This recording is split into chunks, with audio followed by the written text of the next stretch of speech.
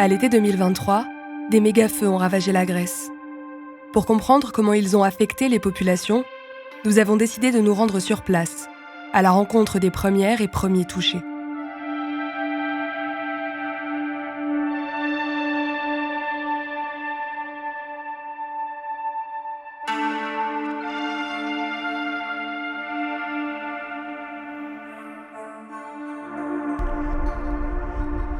We thought that we were well prepared here, waiting for the fire, but we were unlucky because in the same day the fire came.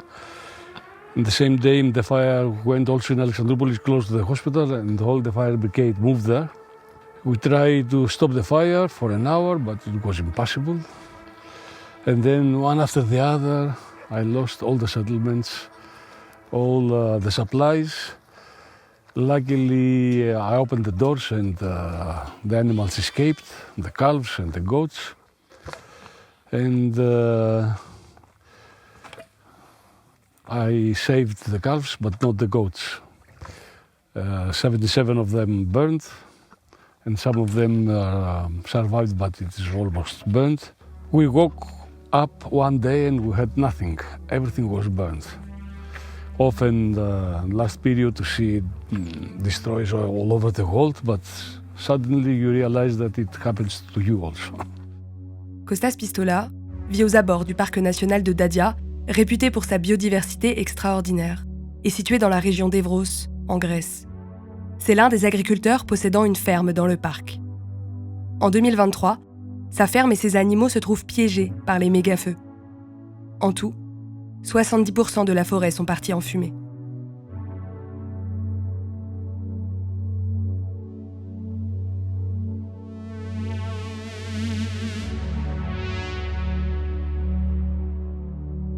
The Dadia Forest is a Natura 2000 designated site. It's an SPA and an SCI, both, for its birds and its other species of mammals and flora. And it has been designated as a national park, according to Greek law. In the national park, we had about 60% of the total area of the national park that was affected. But again, last year we had another fire, and now, well, it's a rough estimate, but about 70% of the national park was affected by a fire within the last 2 years. And what is left is mainly crops. It's not forest. We have some forest patches and we have some forest islets that are still green. And well, we actually count on these islets to preserve all the species that remain and be the new clay from where the species will start expanding again and rehabilitize the burnt areas. Ce parc représente 73 000 des 174 000 hectares qui ont brûlé en Grèce en 2023. Pourtant, l'étendue des arbres calcinés que nous traversons nous donne le sentiment qu'il ne reste rien. Les méga-feux, tels que celui de Dadia, s'accentuent et deviennent de plus en plus violents ces dernières années. Selon une étude publiée en juin 2024 dans la revue Nature, Écologie et Évolution, le nombre et l'intensité des feux de forêt extrêmes ont augmenté de 120% depuis 20 ans. Face à ces réalités, des citoyennes et citoyens s'engagent pour lutter contre le dérèglement climatique et pour protéger la biodiversité. My name is Vasilis Fagiannopoulos. I'm the founder of Saviorhood Movement, a national volunteer movement that is happening in Greece that motivates people taking initiatives on their own neighborhoods and acting for the better of the environment and the society as well. In less than 3 years, we have done more than 6,000 cleanups and 800 other initiatives. Pour rencontrer des bénévoles, nous avons participé à une action de Saviorhood, l'association citoyenne écologiste la plus importante de Grèce. Bien que cette organisation ait pour principal mode d'action des campagnes de ramassage de déchets, elle s'est aussi jointe aux biologistes du NECA lors des récents feux de forêt pour essayer de sauver un maximum des animaux présents dans le parc. So during crisis, our volunteers transform into something more radical, creating rescue missions, search and rescue missions for wild animals. What we were trying to do is provide food, so we were putting big bowls of hay for the animals and water, so that they could find something to eat and drink, at least until the first rains started, so grass came out again. Les travaux de NECA et Save Your Hood se concentrent principalement sur les conséquences des mégafeux sur la biodiversité. En allant en Grèce, nous voulions également prendre la mesure des conséquences directes sur la vie des habitantes et habitants locaux. But it was really scary to see the fire in this place and to see 40 meters of fire and flames up to the roof of the hotel. This was the hardest. Dimitra nous accueille dans son hôtel Le Forestine, un écolodge situé aux abords de la forêt, apprécié des ornithologues et naturalistes. Originaire d'Alexandroupoli, elle a choisi de s'installer dans le parc naturel, mais les feux de forêt successifs mettent aujourd'hui en péril son activité. You can understand that both of the years the fire starts late of July, the first one, and late of August, the second one. So we had a lot of cancellations. Nobody wants to come to see burned trees, no birds, burned paths, and all of that. I'm living in the forest 10 years now, so you can understand that I left my family town, that is Alexandroupolis city, and my friends, and I came here to follow my dream. My dream was a little hotel because I studied hospitality administration. So my dream was that, a small enterprise to host people in the forest, in the nature generally. So the Diafo forest is the most important hotspot, let's say, in our area. That's why I loved and I'm trying all these years. So for sure I'm not feel happy. And I'm stressed, I can say also for the future, because everybody knows that one forest needs many years in order to recover and to start to count again the life in the forest. It was a very big fire, believe me. I'm 63 and it's the first time I see a fire like this. The last 3 years, though, they're so devastating. We counted losses unprehensible that really shook me. We are in a point that human activity is causing all of these nature's natural reactions.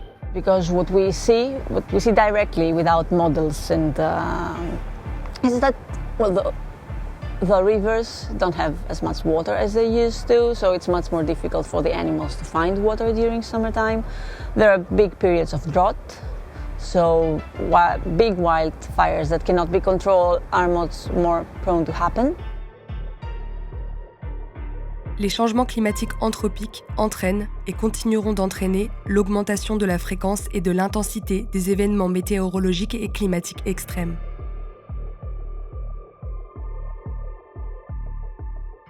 Les États européens ont ratifié des traités garantissant à toutes et tous un certain nombre de droits, tels que le droit au travail ou le droit au logement, ce qui permet entre autres que Dimitra et Kostas puissent bénéficier d'aides gouvernementales pour compenser les pertes subies lors des mégafeux.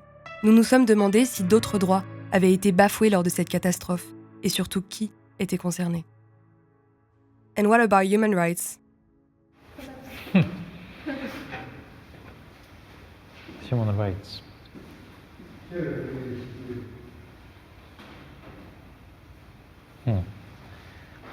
Yeah, but the refugees there.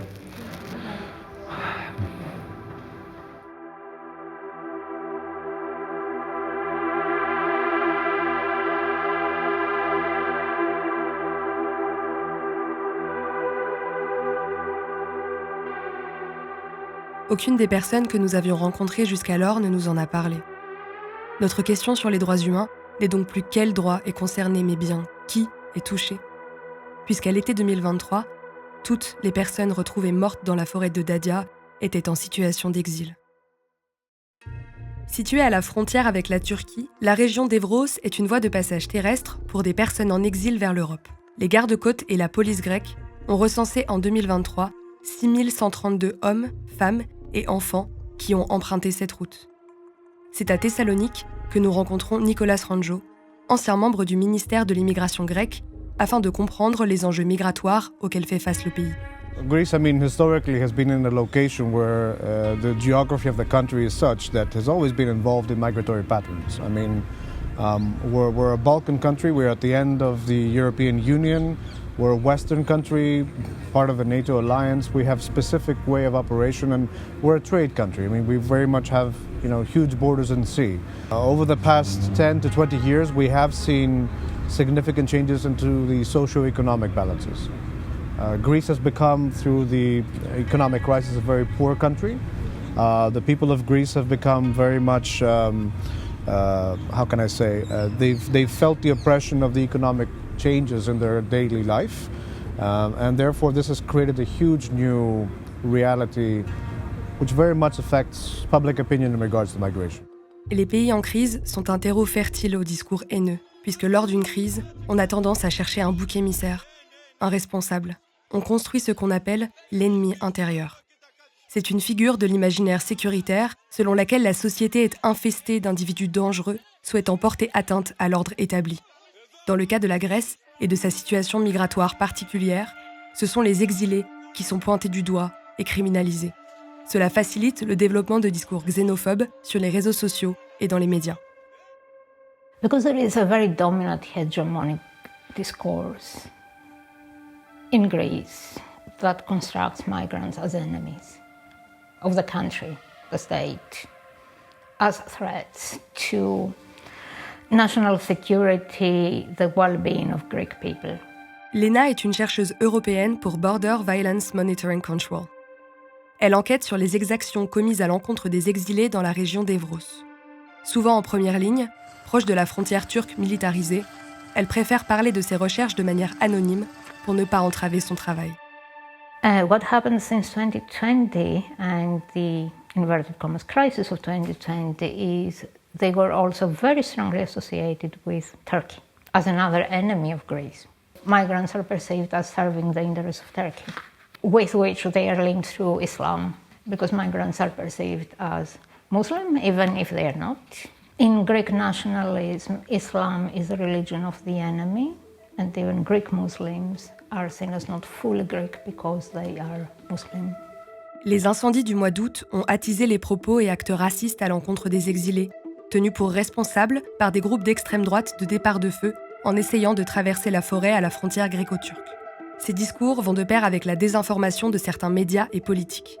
Depuis 2019, l'élection du Premier ministre Kyriakos Mitsotakis, issu d'un mouvement conservateur anti-immigration, n'a fait qu'accentuer les discours xénophobes dans le pays. En 2023, il suggère que les exilés sont responsables des méga-feux.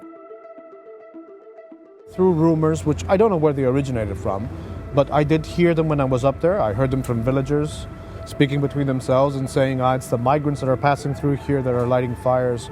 Why would migrants burn the forest that protects them? The forest is their hiding place, is their root. It makes no logical sense.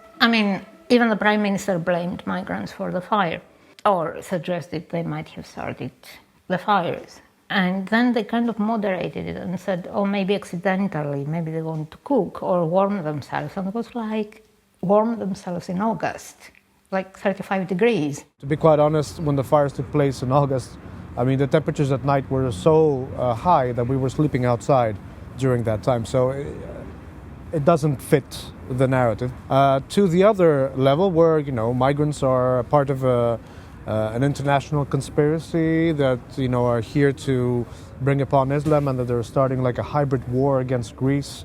And one of the ways to do so is to burn down the villages and burn down the forests and so on. So these extreme views and extreme discussions, always pinpointing migrants and refugees, people who are foreigners, We heard a lot about them there. Το είπα και θα το ξαναπώ. Έχουμε πόλεμο. Τα βουνά είναι γεμάτα και παντού, σε όλες τις εστίες έχει μπει χέρι. Έχουν γίνει συλλήψεις από απλούς πολίτες αλλά και από την αστυνομία σε όλα τα μέτωπα. Είμαστε σε κατάσταση εκτάκτου ανάγκης και ας αφήσουν... Cet homme, c'est Paraskos Christou Papadakis, un député grec d'extrême droite, membre du parti Solution Hellénique. C'est Lena, la première, qui nous parle du groupuscule xénophobe dont il est l'un des leaders principaux, Aenizio Delta. It's quite an old association, goes back to the late 90s, and there are people who own huts in the Delta of Evros. Now, the Delta of Evros is a protected area. Since the 90s, there have been a lot of conflict between these people, the owners of the huts, and the local forestry service, because the huts are illegal structures. So one of the things they've been trying to do for 15 years or so was to find a way to legalize the huts. In the context of that, they developed a narrative that they are the protectors of the border. Aenizio Delta est né en 2020, au moment de la recrudescence de tensions entre la Grèce et la Turquie. Les membres du groupuscule se mobilisent à l'époque aux côtés de la police pour empêcher les exilés de passer la frontière. Lors des mégafeux de 2023, l'organisation bénéficie donc déjà d'un réseau proactif qui se charge de propager les rumeurs xénophobes et d'appeler à la traque des exilés. We saw on social media a lot of people forming volunteer groups to patrol around the area, and a lot of posts about people doing patrols and trying to find migrants or fighting migrants, taking videos saying they were responsible for the fire. I think the big one was 3 guys with a van who went to do one of those patrols to find people. And they found some people. Originally they said 25, in the end they were 13, locked them in their van, and essentially kidnapped them, abducted them. And in the video they said a lot of racist things, like they were here to burn us, and there are a lot of comments calling for people to be burned, killed, beaten, raped.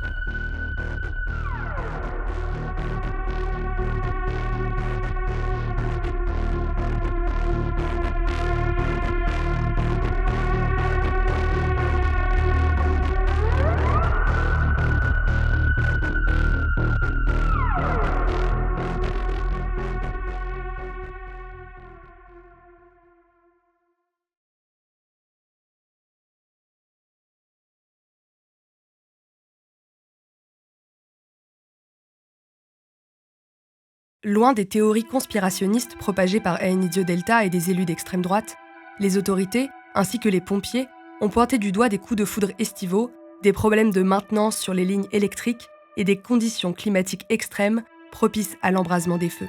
Les défenseurs de l'environnement que nous avons rencontrés accusent également le manque de prévention et de politiques coordonnées comme autre cause des incendies à répétition en Grèce. Linking back to the economic crisis, we see that even with the firefighters, where we no longer hire firefighters to replenish the ranks, we don't have enough flying fire extinguishing planes. We have a very old fleet of fire extinguishing planes, and every year that depletes even more. So we see that we have a lot of gaps, which are a political decision to be changed, to be replenished, to be readdressed, which haven't been addressed, leading up to extreme heat. As we saw, 2023 was the hottest year ever recorded. That can lead to an extremity of more wildfires, and Greece is ill-prepared to do so. Selon un rapport de WWF, environ 84% des fonds publics grecs alloués pour contrer les feux de forêt entre 2016 et 2020 ont été consacrés à la lutte contre les incendies, au renforcement des équipements et des contingents de pompiers, mais seulement 16,5% à la prévention. I think it comes down to the reality that asylum seekers that came into the country in an illegal way, they crossed the border above barbed wire, they did not enter in a way where they applied for asylum. The manner in which happens and what happens in Evros is that the majority of these people are usually persecuted by the police. They're arrested. In many cases, many people have been pushed back. So it's very much linked to that process, the process of alleged pushbacks or de facto pushbacks that are taking place in Evros that would probably keep a group of people hidden in the forests in order to avoid getting captured by the police. Such a terror in regards to people getting arrested and deported or pushed back. Perhaps these people might have sought for help, either from locals or from fire brigades or the police, and perhaps they could have been saved. Alarm Phone est un projet porté par des volontaires d'Europe, de Tunisie et du Maroc qui s'engagent pour le sauvetage des exilés. Dans un article accablant, les volontaires racontent. Entre mardi et mercredi, Alarm Phone a transmis des alertes concernant 4 groupes comprenant des centaines de personnes piégées dans la zone touchée par les incendies. Le fait que face à un incendie, les gens se cachent dans la forêt au lieu d'essayer de se mettre à l'abri donne une idée du besoin qu'ils ressentent de se cacher par peur des déportations. Imagine if you're very close to a very wild fire, moving very fast. And maybe you have no experience with that kind of wildfire. What do? You would need help. And how would you protect yourself if you are lost on a mountain, trees all around, no roads? So the people were, in a way, dumped. I don't think without help they would have found a way out. La vulnérabilité face au réchauffement est exacerbée par les inégalités et la marginalisation liées au genre, à l'appartenance ethnique, aux faibles revenus ou à une combinaison de ces facteurs. All people who were killed in Evros were migrants. And the mayor apparently said nobody died. No Greek life was lost. And the same thing was said in national news. So for many people, really, there are Greek people, and then there are the border crossers that very often they don't count as people. Si les habitantes et habitants d'Evros ont subi des dommages causés par le manque de prévention contre les mégafeux, les personnes exilées n'ont pas eu accès au même soutien de la part du gouvernement et ont dû, en plus, faire face à des attaques xénophobes. Comme l'a dit le GIEC, les personnes vulnérables sont donc les premières à subir les conséquences des événements climatiques extrêmes, car elles sont déjà vulnérables dans un système qui les exclut et qui les criminalise. We had the death of 22 people, and we feel that whenever anybody dies, regardless of where they come from, whether they're stateless or not, there is a gap there, and somebody has failed, and that's in essence what we're basically saying here.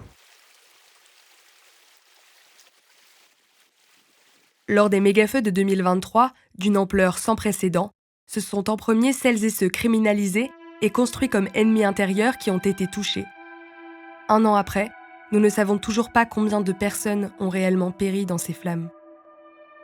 La suite de notre enquête nous pousse à chercher si, en France, les politiques sont capables d'investir des moyens plus justes dans la protection des populations marginalisées dans un contexte de crise environnementale et sanitaire.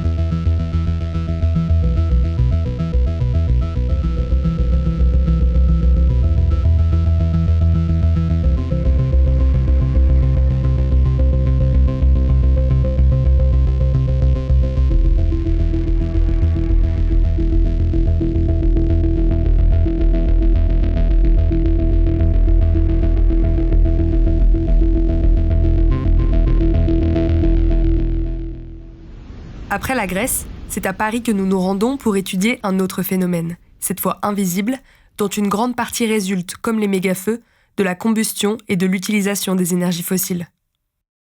Alors, la pollution de l'air, ça a une définition très simple, c'est toutes les entités qui, lorsqu'on les respire, sont nocives pour la santé humaine. Et les gaz sont les oxydes d'azote, le dioxyde de soufre, l'ozone, les composants organiques volatiles. On a les fameuses particules, c'est-à-dire un aérosol, et qui restent en suspension dans l'air. Il y a émission des polluants, à la fois gaz et puis particules, et c'est ça que nous, les êtres humains, on inhale. La principale source d'émissions de particules fines en Île-de-France, c'est le chauffage au bois, et intrinsèquement très émetteur de particules fines, et à lui seul responsable de la moitié de toutes les particules fines émises dans l'atmosphère en Île-de-France, alors que ça n'est que 5% du chauffage utilisé en Île-de-France. La seconde principale source d'émissions de particules fines, c'est le trafic routier, c'est les véhicules thermiques. Vous avez la combustion dans les moteurs de pétrole, et du coup, cette combustion, elle provoque des émissions de particules fines. Mais vous avez aussi une autre source qui est un peu moins connue, qui est l'abrasion des freins, l'abrasion des pneus et l'abrasion de la route. C'est à peu près 10% des particules fines émises en Île-de-France. Donc au total, le trafic routier, c'est de l'ordre de 16-17% des émissions de particules fines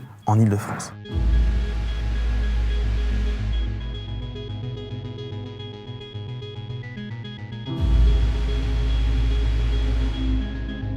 La pollution de l'air est partout, et surtout, on ne la voit pas. On inhale chaque jour des quantités importantes de particules fines et d'autres gaz nocifs pour notre santé, qui pourtant sont régulés au niveau européen et national. En France, on a effectivement un droit qui encadre les émissions de polluants atmosphériques avec deux types de normes. On a des valeurs cibles et des valeurs limites. Donc les valeurs cibles, c'est des valeurs à atteindre. On a une obligation de moyens pour y arriver, alors que les valeurs limites, c'est des valeurs à ne pas dépasser et c'est une obligation de résultat, donc c'est beaucoup plus strict. Ces normes européennes, elles sont moins ambitieuses que les recommandations de l'OMS, donc de l'Organisation mondiale de la santé. Et ça, c'est déjà une vraie première problématique, parce que c'est-à-dire que les normes qu'on a en France ne correspondent pas aux meilleures connaissances scientifiques. Ces seuils recommandés par l'OMS, ils sont beaucoup plus bas que les seuils qui existent dans la loi française. Pour vous donner qu'un exemple, en matière de dioxyde d'azote, le seuil fixé dans la loi française, c'est 40 microgrammes par mètre cube en moyenne annuelle de dioxyde d'azote, alors que les seuils recommandés par l'OMS, c'est de ne pas dépasser 10 microgrammes par mètre cube de dioxyde d'azote. La France doit légalement respecter les valeurs limites européennes, qui sont pourtant beaucoup moins protectrices que les valeurs guides de l'OMS les plus récentes. Même si les seuils français et européens actuels ne sont pas au niveau des recommandations de l'Organisation mondiale de la santé, la réglementation en place depuis plusieurs années a permis la baisse des concentrations en gaz polluants dans l'air. Il y a un consensus scientifique mondial sur le fait qu'à partir d'un dépassement de ces concentrations de polluants de l'air, on va voir des impacts sur la santé humaine en matière, comme je vous le disais, d'accroissement, de crise cardiaque, d'infarctus, d'accidents vasculaires cérébraux, de bronchopneumopathie chronique obstructive. Tout ça va avoir un impact et sur un surcroît de pathologies très handicapantes, mais aussi de mortalité. On réagit contre l'agression de la pollution et on arrive à se défendre, ce qui veut dire à ne pas subir les conséquences de cette agression. Mais dès qu'il y a pollution en excès, nos défenses ne sont plus suffisantes. Les conséquences de la pollution de l'air sur notre santé ne sont pas les mêmes pour nous toutes et tous. Les scientifiques que nous rencontrons évoquent les personnes déjà vulnérables, telles que les personnes enceintes ou les personnes malades, comme étant plus susceptibles de souffrir de la pollution atmosphérique. On sait que les enfants sont plus à risque, le système immunitaire n'est pas abouti, les poumons sont en train de grandir, et puis plus d'asthme parmi les enfants qui habitent dans des zones urbaines où il y a de la pollution. Si, il y a une autre pathologie, la leucémie, qui a été aussi mise en relation, plein de symptômes respiratoires, mais beaucoup plus inattendus, un excès d'autisme chez les enfants qui habitent à côté d'échangeurs. La pollution de l'air, et intérieure et extérieure, tue prématurément 7 millions de personnes dans le monde. Donc c'est très important parce que c'est un décès sur 9 chaque année. 40 000 décès prématurés par an seraient évitables si on ramenait pareil les niveaux de pollution de l'air sous les seuils recommandés par l'OMS. La pollution de l'air a des conséquences non négligeables sur la santé humaine et affecte de manière encore plus grave les publics vulnérables tels que les enfants, les personnes enceintes, ainsi que celles atteintes de maladies chroniques. Pour cette raison, la France a déjà été condamnée pour non-respect des seuils nationaux en 2021 à une amende de 10 millions d'euros. Pour autant, les politiques n'ont toujours pas pris de mesures fortes pour pallier les effets des polluants sur la santé.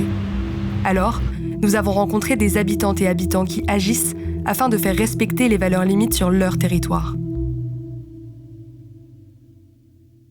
Fin 2018, donc, je prends connaissance de quelque chose d'horrible. Et je me rends compte que si on fait converger toute la circulation en fait, dans le quartier, enfin d'un côté en tout cas, tout tomberait ici.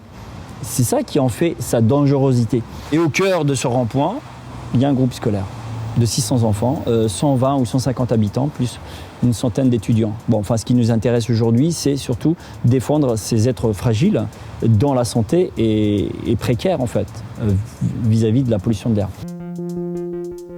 Depuis 2017, des concertations publiques suivies d'une enquête ont permis le lancement des travaux d'un nouveau projet d'échangeur autoroutier à Saint-Denis, dans le quartier Pleyel. Ce projet d'aménagement du système d'échangeurs Pleyel de l'A86 et de l'A1 avait pour principal objectif de fluidifier la circulation aux abords du village des athlètes pour les Jeux olympiques et paralympiques et plus tard, la circulation du quartier Pleyel. Cet échangeur est situé à moins de 500 mètres du complexe scolaire Anatole Pleyel, qui accueille près de 600 enfants âgés de 3 à 12 ans. Lorsque les habitantes et habitants le découvrent lors des concertations publiques, le projet fait polémique. Hamid Ouidir, parent élu à la Fédération des conseils de parents d'élèves, est l'un des premiers à s'inquiéter des conséquences de l'échangeur et à nous décrire son combat. Je suis arrivé en fait sur ce dossier, sur ce problème, fin 2018, quand on a été invité à une réunion publique, toute simple, pour parler du franchissement urbain Pleyel. Rien à voir avec l'échangeur. Lors de la présentation en fait, des plans de masse et de construction de ce franchissement urbain Pleyel qui est là-bas, en fait, au sud du quartier Pleyel, j'ai vu qu'ils avaient assuré en fait, tout un endroit du quartier qui est la périphérie du quartier, qui contient la rue Francis Poulbeau, qui est périphérique du quartier et qui est fréquentée par 10 à 20 000 véhicules par jour. J'ai interpellé l'élu en question, enfin, qui nous faisait la promotion du franchissement urbain Pleyel. Je lui ai dit mais ce que vous assurez là, c'est définitif ou c'est temporaire? Et du coup, je lui dis vous assurez une zone du quartier Pleyel et vous nous dites que c'est juste pour fabriquer un échangeur. Ça m'a foutu une trouille noire de me dire que si ça, c'est ce que je pense, ça va être terrible. Je dis c'est du non-sens, il y a quelque chose qui cloche. Et donc ça m'a mis la puce à l'oreille et j'ai suivi toutes les autres réunions publiques. Pour l'aménagement de l'échangeur Pleyel, une concertation publique démarre fin 2017. Cette concertation, prévue par le Code de l'environnement, vise à informer le public et à lui permettre de donner son avis lors de l'élaboration de projets de travaux susceptibles d'avoir des incidences sur son environnement. Les riveraines et riverains nous racontent leurs tentatives pour se faire entendre et pour trouver un compromis qui n'affecterait pas la santé de leurs enfants.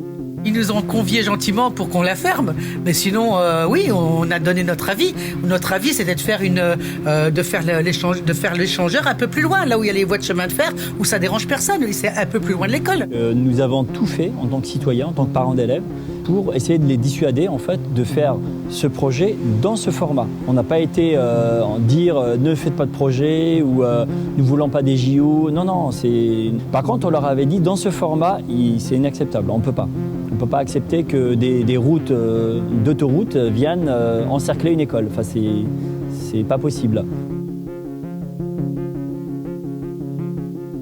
Les concertations publiques n'ont pas permis aux habitantes et habitants de faire entendre leur voix. Avec des organisations environnementales, ils et elles pointent le non-sens d'un tel projet et les risques inconsidérés de l'échangeur sur la santé des enfants de l'école. Comment est-ce qu'il est possible aujourd'hui qu'on construise des échangeurs autoroutiers à fort trafic, avec plus de 10 000 véhicules qui passent par jour, à moins de 500 mètres d'une école ? On est bien au-dessus, partout en Seine-Saint-Denis, des seuils recommandés par l'OMS. Donc on est dans des machines à fabriquer des asthmatiques, à fabriquer des gens malades plus tard qui vont coûter à la collectivité. Mais en fait, aujourd'hui, le coût de la pollution de l'air, et c'est un rapport du Sénat qui le dit, c'est 100 milliards d'euros par an en France.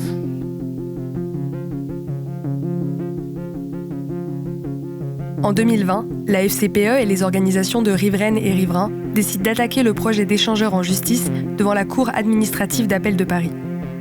On est parti donc en justice le mois de janvier 2020. Donc le juge en référé avait suspendu le projet parce qu'il émettait des réserves fortes sur les mesures mises en place par la direction des Routes d'Île-de-France pour protéger en fait les populations, enfin surtout les plus fragiles. Il n'y a pas de loi sur laquelle on a fondé notre recours. Notre recours, il est fondé en fait sur le bon sens. Bon sens et des articles scientifiques qui documentent en tout cas les méfaits de la pollution de l'air à un certain niveau, à une certaine échelle, sur des organismes petits. Quelques mois après la suspension du projet d'échangeur, le juge rend un avis contraire et considère que les nuisances sonores et la qualité de l'air ne peuvent être considérés comme excessifs face au niveau d'intérêt général que représente sa construction. Le projet reprend. La justice n'a pas freiné ce projet. On a pu le regretter, mais c'est une décision de justice et on n'est évidemment pas là pour la contester. En revanche, ce que j'ai trouvé intéressant en lisant la décision, c'est qu'à aucun moment on parlait de la primauté de l'intérêt de l'enfant, alors que c'est pourtant l'article 3 de la Convention internationale des droits de l'enfant. La pyramide normative fait que la France et l'ensemble des décisions françaises, des lois, des règlements, des décisions sont censées respecter les engagements internationaux de la France. Et en l'occurrence, la France a signé et ratifié la Convention des droits de l'enfant parce que dans un certain nombre de décisions, on voit bien que des bénéfices, notamment économiques, peuvent primer sur la santé des enfants, alors même que le droit à la santé, le droit à un environnement sain, fait partie également des droits de l'enfant. Pour le cas de l'échangeur Pleyel, en octobre 2020, la justice statue ainsi. Dans ces conditions, eu égard notamment aux avantages socio-économiques du projet et aux mesures prises pour les éviter et les réduire, les inconvénients relevés par les requérants, en particulier en ce qui concerne les nuisances sonores et la qualité de l'air pour certains riverains, qui sont inhérents à de tels travaux de voirie, ne peuvent être regardés comme excessifs par rapport à l'intérêt que l'opération présente et ne lui retirent pas son caractère d'intérêt général. La reprise des travaux affecte grandement les riverains et riveraines engagés du quartier Pleyel. En dernier recours, ils et elles décident de se rendre au Conseil d'État pour contester cette décision. Elle sera également rejetée en 2020. Du coup, on part à la Cour européenne des droits de l'homme et on est débouté de notre recours. 1800 pages de recours. Recours et annexe. Toujours est-il que ce revirement de situation, donc cette Cour qui nous renvoie une page, c'était vraiment un mépris. On peut avoir plusieurs suspicions sur pourquoi est-ce que ces recours n'ont pas abouti. Il n'y a pas d'éléments nouveaux qui vous permettent de par exemple, vous adresser au Conseil d'État ou la CEDH a énormément de demandes, donc elle rejette énormément de recours aussi. Effectivement, on est dans une approche quand même en droit de l'environnement où le principe de précaution ou de prévention sont très peu respectés. Le risque qu'il y ait 13 000 voitures par jour qui passent à moins de 5 mètres de la cour d'une école, il est quand même assez certain. Je veux dire, pas besoin d'être médecin pour s'en rendre compte. Et pourtant, ce projet est autorisé. Et ce projet a été soumis à des procédures d'autorisation environnementale où il a dû justifier de pourquoi est-ce que finalement ces risques étaient pris en compte, pris en charge, etc. Il faut savoir que pour justifier justement de ce projet, le porteur de projet a mis en avant notamment le fait que les moteurs allaient changer avec donc le passage à l'électrique et que les zones à faible émission allaient être mises en place. Ça n'épuise pas du tout en fait tous les risques. Et on se confronte avec cette affaire de l'échangeur Pleyel à un vide juridique. Pendant 4 ans, les habitantes et habitants ont tout tenté. De la concertation publique à la remise en cause de l'enquête du constructeur, de la saisie de la Cour d'appel de Paris puis du Conseil d'État jusqu'à la Cour européenne des droits de l'homme. Même avec le soutien d'organisations telles que l'UNICEF et le réseau Action Climat, le rassemblement de nombreux collectifs de riveraines et riverains, et même une pétition qui avoisine les 20 000 signatures, ils et elles n'ont rien obtenu. Désormais, l'étau de l'échangeur enferme définitivement les enfants, habitantes et habitants du quartier Pleyel. Et je peux vous dire que l'OMS a demandé à des collègues de mesurer quel était le pourcentage de la population qui n'était pas exposée, et ça fait peur. 99% de la population mondiale est exposée à au moins 5 microgrammes par mètre cube. Donc 1%, je me demande où se trouve-t-il, ce 1% n'est pas exposé. Nous respirons le même air pollué. Pour autant, les études scientifiques fracturent le mythe universaliste que nous en subirions toutes et tous les mêmes conséquences. Si 99% de la population est exposée, les moyens de se soustraire à la pollution atmosphérique divergent, selon notre état de santé, nos revenus, notre lieu de vie, nos habitudes de consommation et même notre travail. La différence que fait l'OMS entre susceptibilité et vulnérabilité. La susceptibilité est une notion biologique. La susceptibilité face à la pollution de l'air est définie par les capacités de nos défenses biologiques à faire face aux polluants atmosphériques.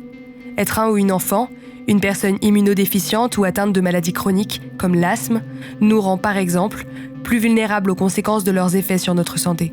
À côté de ça, il y a la vulnérabilité. Moi, je tiens beaucoup à ce concept. C'est un concept social.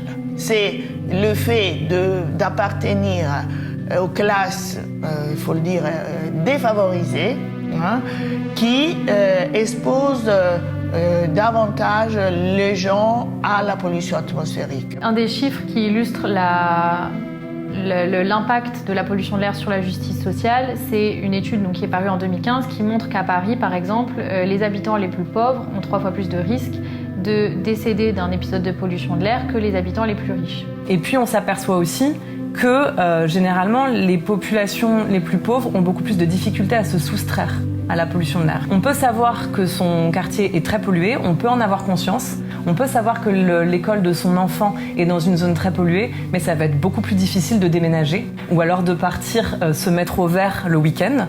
Donc finalement, ces enfants-là restent malgré tout plus exposés dans la ville. Le sujet sur lequel il y a très peu de débats, c'est sur la vulnérabilité. Puisqu'en fait, il y a cette notion d'exposome qui correspond à l'ensemble des expositions auxquelles un individu fait face de sa naissance à sa mort.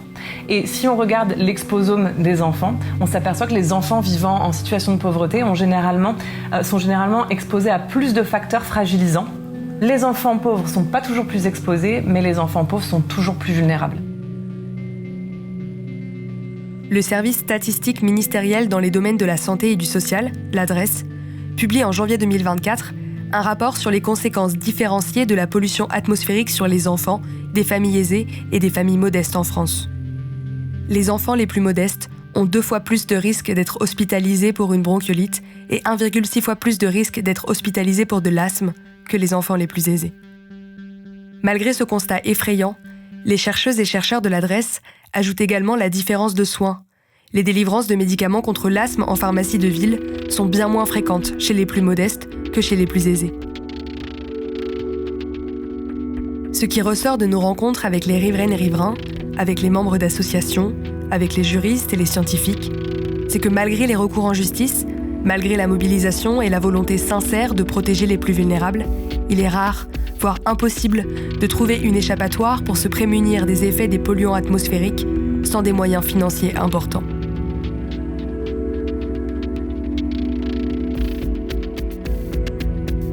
En Île-de-France, on estime qu'on perd environ 10 mois d'espérance de vie en moyenne par adulte du fait de la pollution de l'air, ce qui est déjà très important.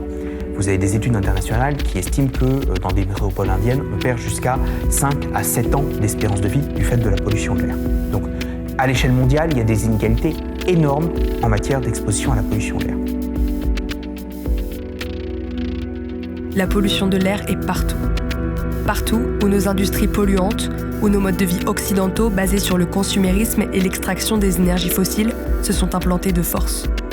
Et partout, des personnes vulnérables et non responsables de ces pollutions sont victimes de leurs effets. Des enfants de Pleyel aux habitantes et habitants de métropoles indiennes. Pour le quartier Pleyel, l'engagement des citoyennes et citoyens n'a pas permis de faire respecter les droits humains des plus vulnérables. La suite de notre enquête nous mène en Allemagne.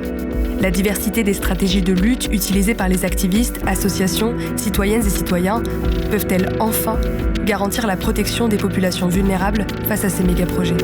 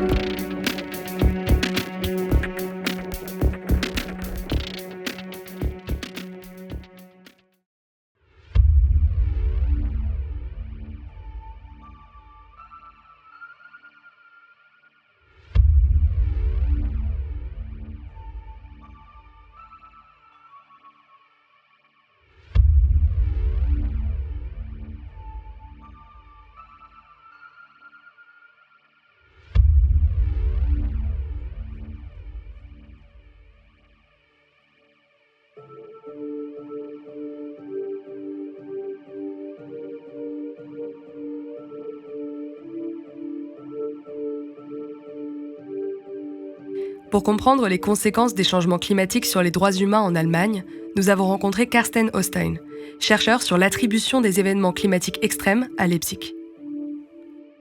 Anthropogenic means it's human-made, and climate change without human interference would be just the natural course of climate we've seen over the past hundreds, thousands, millions of years.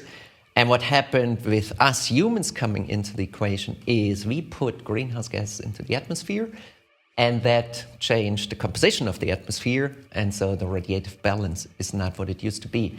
And so with our greenhouse gas emissions, we simply started to warm things up. Le gaz à effet de serre qui contribue le plus aux activités humaines est le dioxyde de carbone. Il est libéré par la combustion des énergies fossiles et de la biomasse. Il est presque certain que les émissions de CO2 dues à la combustion des énergies fossiles seront l'influence dominante sur l'évolution de la concentration de CO2 dans l'atmosphère au cours du XXIe siècle.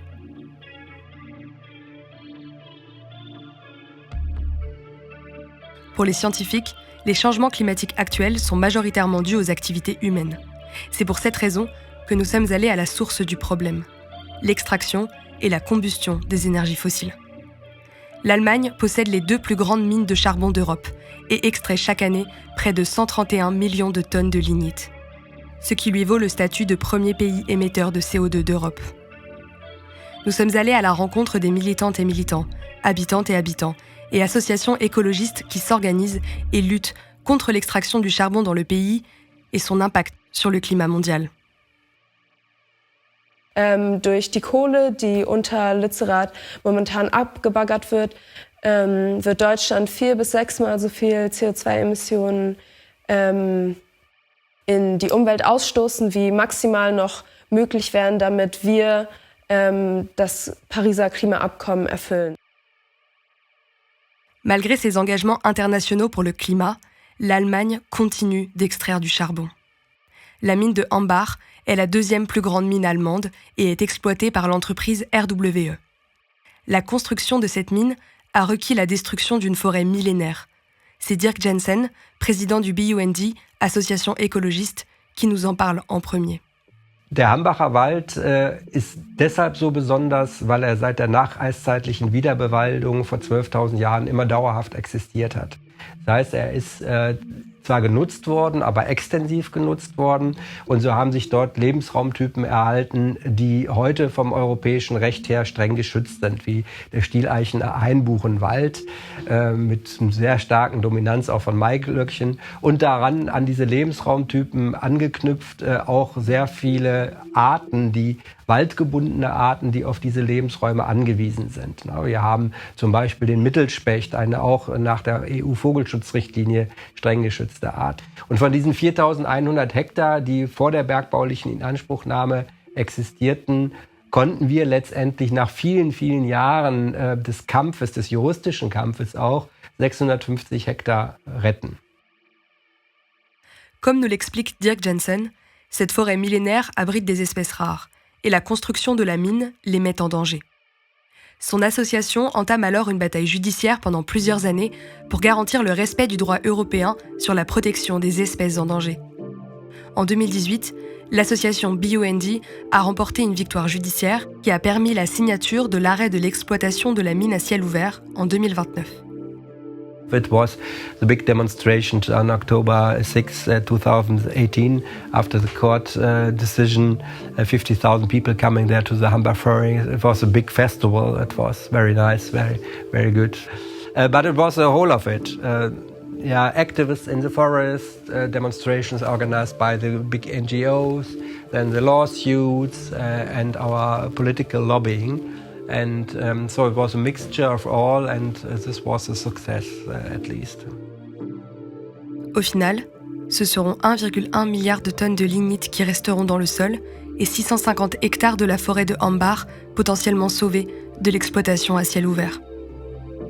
Cette victoire a été arrachée au prix d'un engagement long et harassant des ONG, des habitantes et habitants et des activistes. Ils et elles nous ont raconté leur histoire. My name is Alba. I'm living here at the edge of the Hambach forest since, I don't know, many years now. We're standing in front of the mine, the Hambach mine, that we see here in the background with the coal power plants. All of this used to be forest many years ago, like everything you see now. This big hole used to be forest. Il nous est impossible d'imaginer qu'il y a encore quelques années, une forêt recouvrait les lieux. Depuis 1970, 90% de la forêt a été rasée pour la construction et l'expansion de la mine. Chaque année, ils sont extraits 40 millions de tonnes de lignite, ce qui en fait la première source de gaz à effet de serre d'Europe.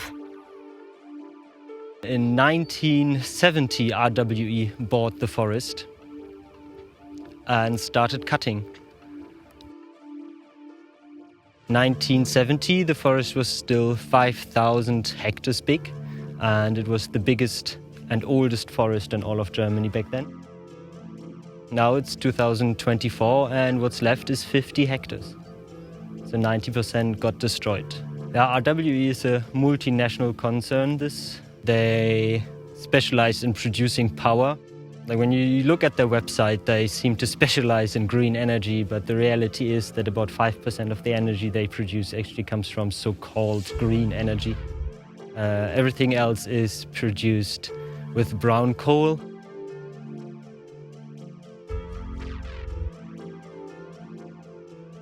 RWE est l'une des principales entreprises énergétiques d'Allemagne, dont près de 60% de la production électrique se fait encore grâce à l'exploitation de la houille ou de la lignite. Une proportion unique en Europe, due aux 27% de charbon dans le mix énergétique allemand. Financée par des banques internationales, et particulièrement les françaises, Société Générale et BNP Paribas, et à hauteur d'1,7 milliard d'euros par le gouvernement allemand, l'entreprise extractive a, depuis 1978, racheté et détruit près de 50 villages pour étendre l'extraction de son or noir. En tout, plus de 40 000 personnes ont été déplacées depuis 1950. Lukas en fait partie. Ich bin 2018 hergezogen, bin jetzt hier bei den Pferden zu versorgen und ja, musste leider 2020 hier weg durch Braunkohle. Lukas fait partie des milliers de personnes qui ont dû quitter leur domicile à cause des expropriations. Contre son gré, il a dû quitter son village et n'a jamais pu y réemménager malgré l'arrêt de l'expansion de la mine en 2018. Kriegt man keine Wohnung, RWE lässt uns hier nicht wieder zurück. Am Telefon wurde uns gesagt, wir brauchen uns hier nicht mehr erkundigen, dass wir was bekommen und wurde dann einfach verwiesen, dass wir gar nicht mehr anrufen brauchen. Wir kriegen hier nichts mehr und ja. Also damals, als wir wegziehen mussten, da stand eigentlich schon fest, dass das Dorf stehen bleibt. Aber wir mussten trotzdem das Dorf verlassen. En 50 ans, nous apprenons que toutes ces personnes ont été expropriées par une entreprise privée sur des bases légales. The laws were actually made by the Nazis when they came to power, which allows RWE to displace people with the help of the state, of course. They approach people and buy it off of them. But when people do not want to leave, at a certain point they are getting forced to leave. Then they're getting forced to leave by the state.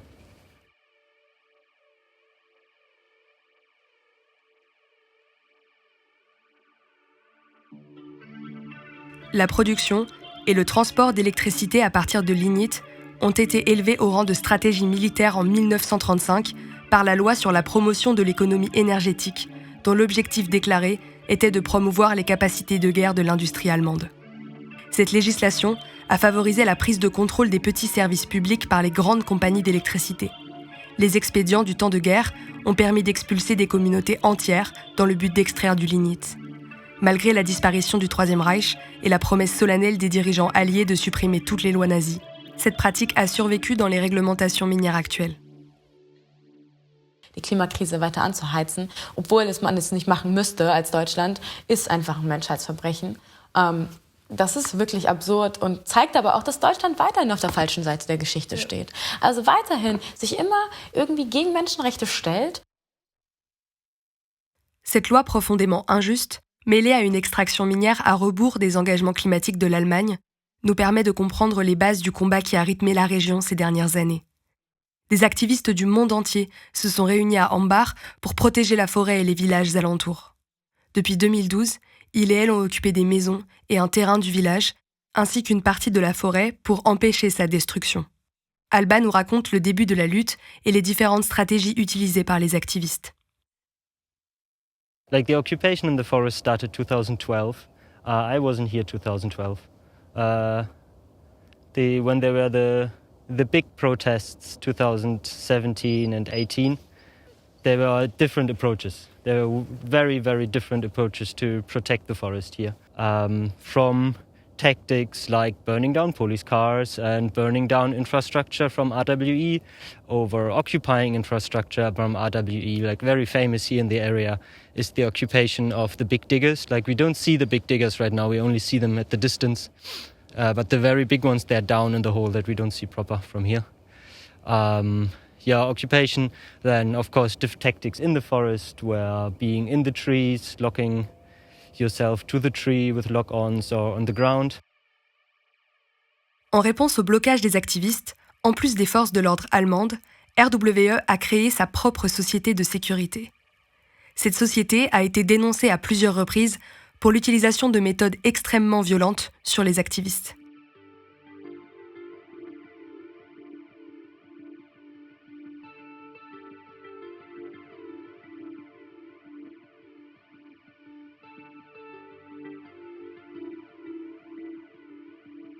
Des années après les faits, nous ne voyons dans le village vide que des pick-up de la société RWE faire des rondes autour des maisons.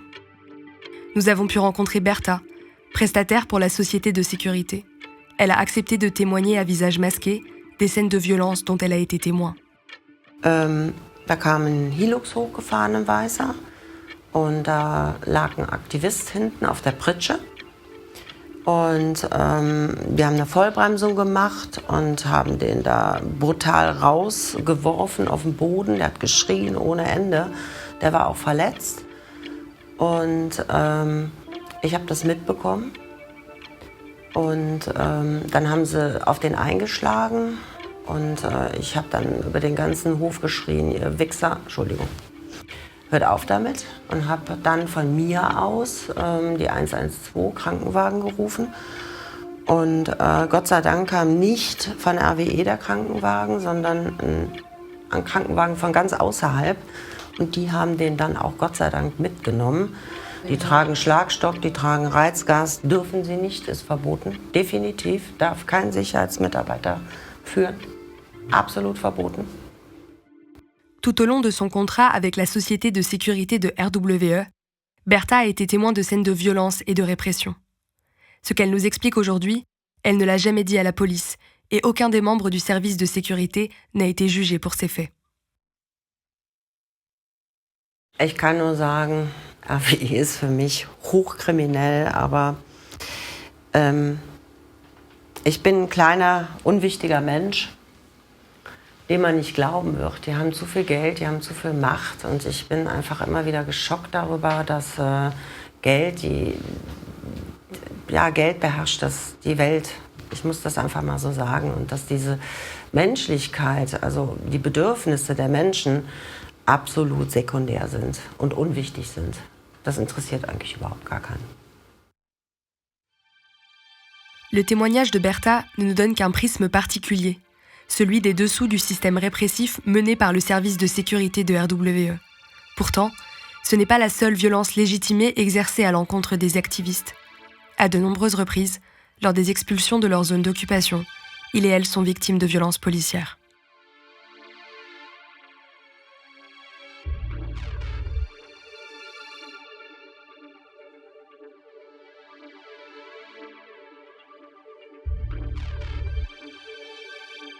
We came in here, in the forest, with a group of people, and the idea was to attack the cherry picker. There was a common tactic during the eviction to attack the cherry picker, so they would need to stop partly the eviction. And so my job was I had the lock on. My job was to go to attack the cherry picker and lock myself onto the cherry picker, so we wouldn't be able to move any longer. So the rest of the group was coming from over there, chanting and yelling to get the cops moving in that direction. And I was coming there from the bushes, of course there was no snow and it was very green. Coming there from the bushes and running to the cherry picker here to lock myself on. And unfortunately the cops were faster than me, so they got me. I wasn't able to lock myself onto the cherry picker and they arrested me, they beat me up, what they always do when they arrest you. And further down there, just 20 meters down there, they put me on the ground, had my arms on my back. For about 30 minutes I was sitting there. I had just one cop next to me who kept on insulting me, and about 30 minutes later we could hear a big, like one yell and a big cracking, like as if wood would be cracking, and then a big impact, and suddenly everything was silent.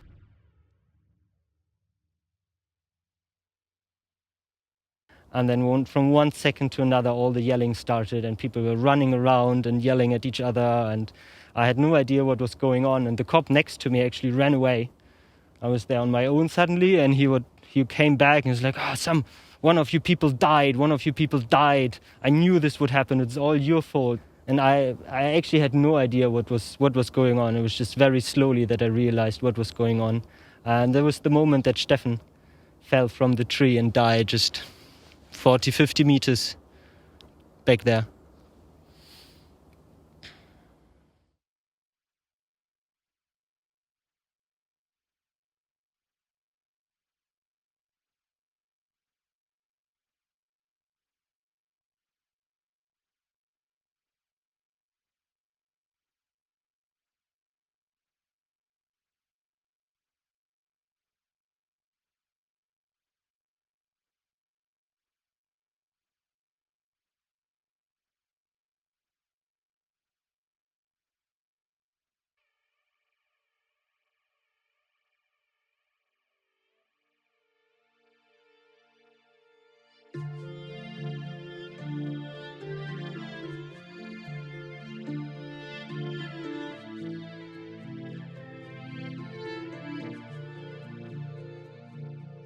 La décision de justice de 2018 a signé l'arrêt de l'exploitation de la mine en 2029, grâce à une pression continue des activistes, des associations et des citoyennes et citoyens. Cette décision a été arrachée au prix d'une violence démesurée à leur encontre.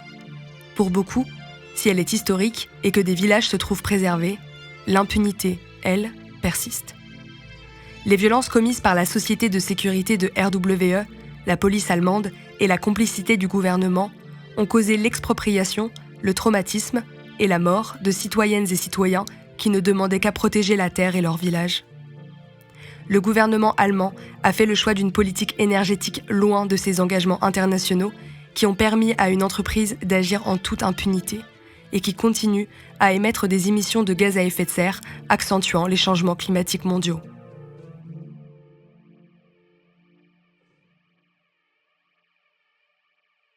And it's our responsibility to help and have this knowledge transfer because we are the ones who caused it. And Germany in particular with all the coal that's still being burned.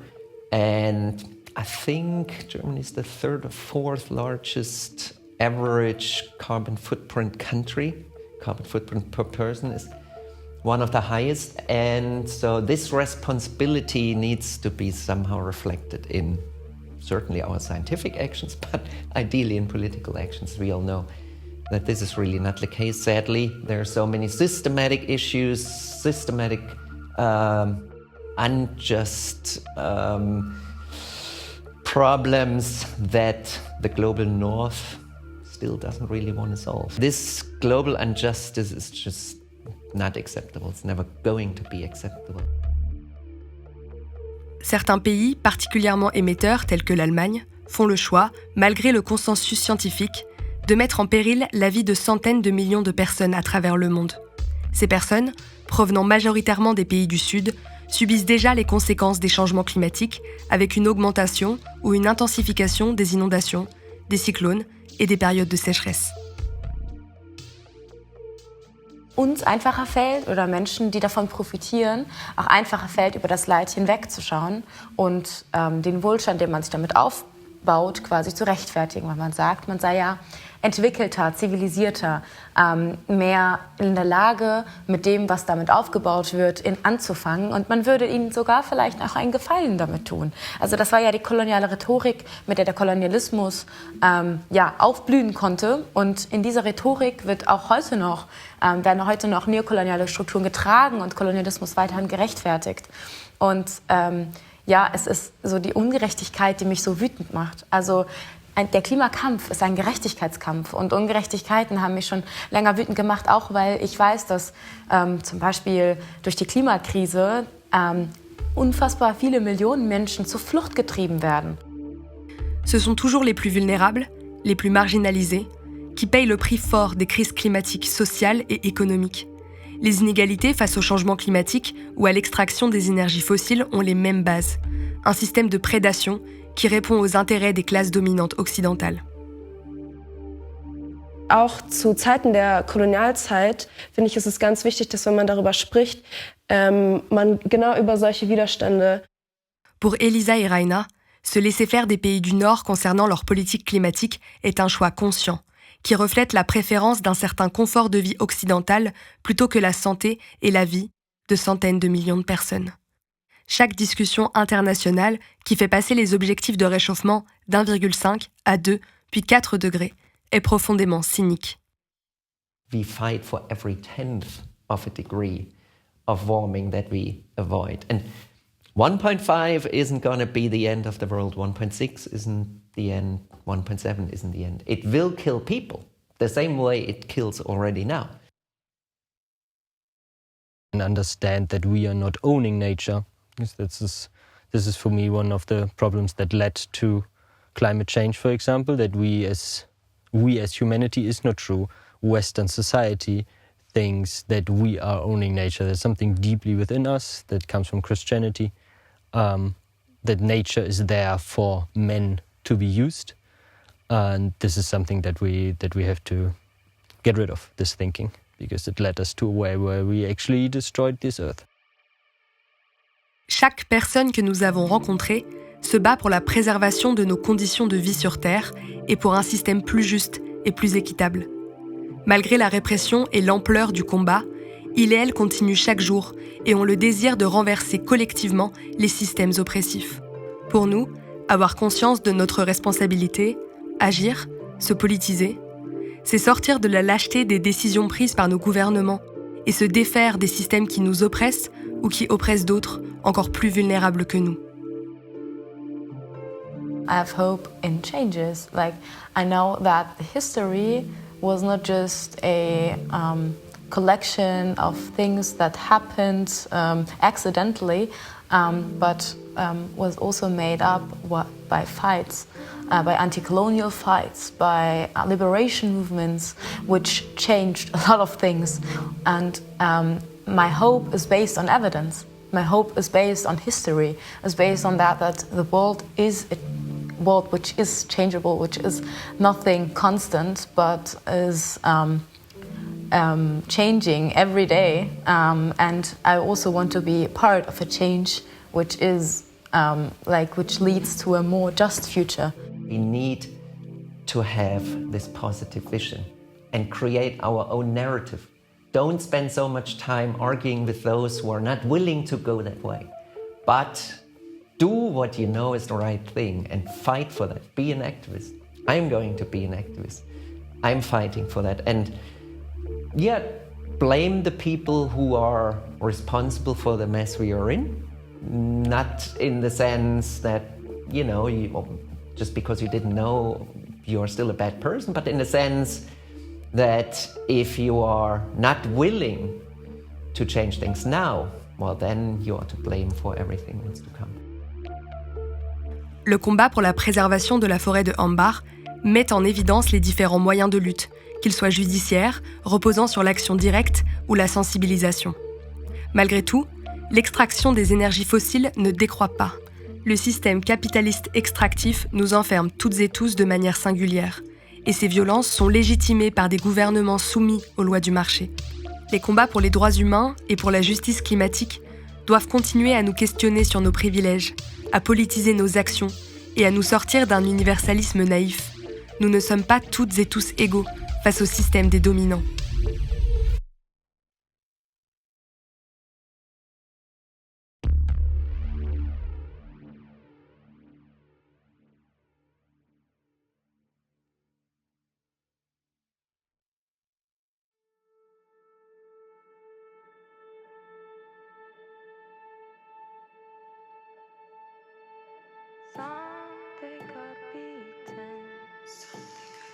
Others locked up.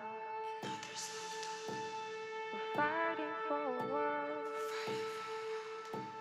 that's less fucked up. Some they got beaten, and others locked up. We're fighting for a world that's less fucked up. And if you think different, or if you misbehave, they'll lock you up and they put you in a cage. So let's burn the prisons down. Let's burn the prisons down.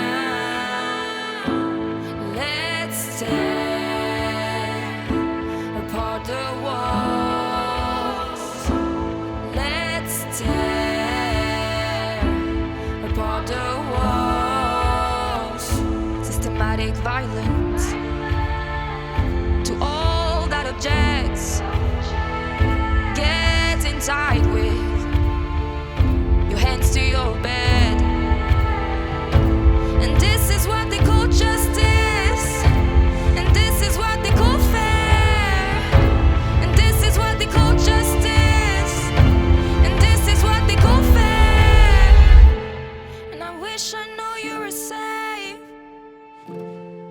But you just never know